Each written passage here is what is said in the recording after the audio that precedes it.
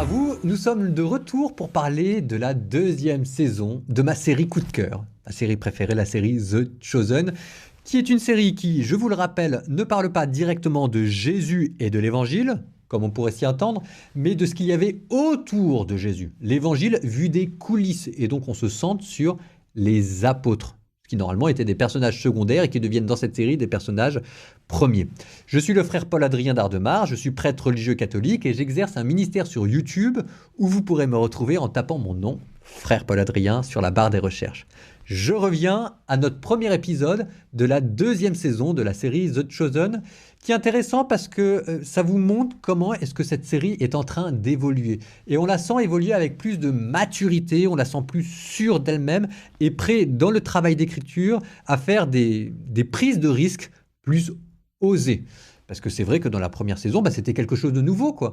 Donc peut-être qu'il y avait une certaine forme d'hésitation, de timidité, mais là on les sent sûrs d'eux-mêmes, et donc on prend des risques. Ce qui vous explique d'ailleurs, petite parenthèse, mais cette phrase sibylline de Marie-Madeleine au tout début de l'épisode. Au tout début de l'épisode, vous avez Marie-Madeleine qui dit à l'évangéliste Saint Jean, qui lui dit « Ça, je ne sais pas si tu dois le mettre dans ton évangile, parce que ça va peut-être amener de la confusion dans la tête des lecteurs. » Bon, c'est pour vous que cette phrase a été dite, pour humilité de la part de ceux qui ont écrit la série, qui ont bien conscience que ce n'est qu'une série, qui vous disent « Faites attention ».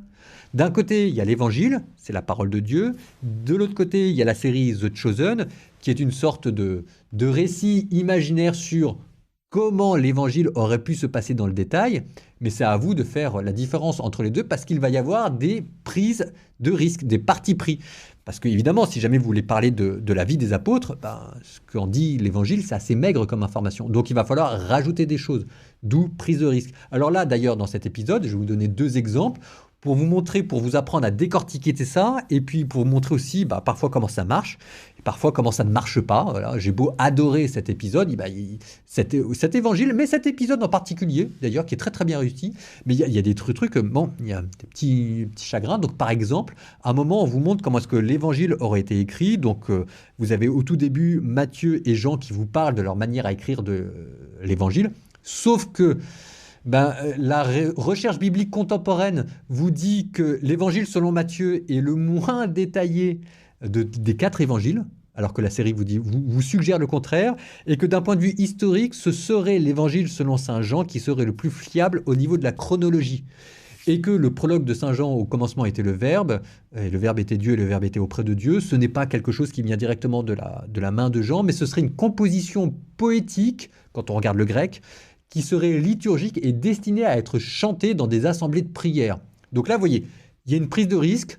La série essaye de vous dire comment l'évangile a été écrit, et je trouve que c'est un peu simpliste. Donc voilà, ça c'est un exemple de prise de risque qui, je trouve, tombe à plat. Je m'empresse de vous en donner un autre qui marche très bien, qui est la manière dont Jacques et Jean essayent de prendre le pouvoir, en tout cas l'ascendant sur les autres disciples. C'est tellement bien réussi que j'ai ri et j'ai pleuré tout autant dans cet épisode, et ça explique pourquoi est-ce que vraiment c'est un de mes préférés. Même si j'ai l'impression de dire à chaque épisode que c'est un de mes préférés, c'est pas grave, je le redis quand même. Ici, vous avez une prise de risque. Vous avez une prise de risque, d'abord parce que on ne vous dit pas dans le détail que ça s'est passé comme ça dans l'évangile. Ensuite, il y a une autre prise de risque parce qu'à un moment donné, il y a réécriture de l'évangile. Quand Jacques et Jean se mettent à insulter des Samaritains, l'évangile selon saint Luc vous dit que c'est quand Jésus quittait une ville, alors que là, ils sont à l'intérieur de cette ville. Bon, vous allez me dire, je suis tatillon. Oui, mais c'est mon job aussi. Troisième prise de risque, c'est que les disciples Jacques et Jean vont être pris à défaut. Ça ne va pas les mettre à l'avantage, au point que Jésus va faire quasiment machine arrière, et ça pourrait laisser suggérer que c'est comme si Jésus avait atteint les limites de son art en termes de discernement et de pédagogie. Ce qui est plus embêtant parce que Jésus est censé être la sagesse incarnée. Donc là, vous voyez, il y a des petits risques.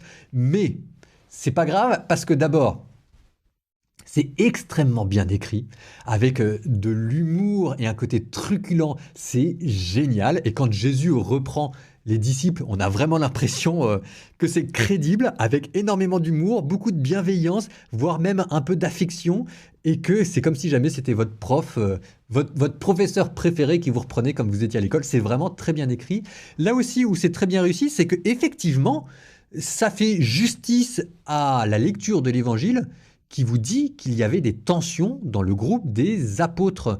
Et c'est vrai que quand on regarde attentivement, il y avait des rivalités, il y avait des jalousies, il y avait des clans dans des clans. Alors ici, on brode sur un épisode, c'est quand la mère des fils de Zébédée, de Jacques et de Jean, va voir Jésus pour lui demander que l'un soit assis à sa gauche et l'autre à sa droite.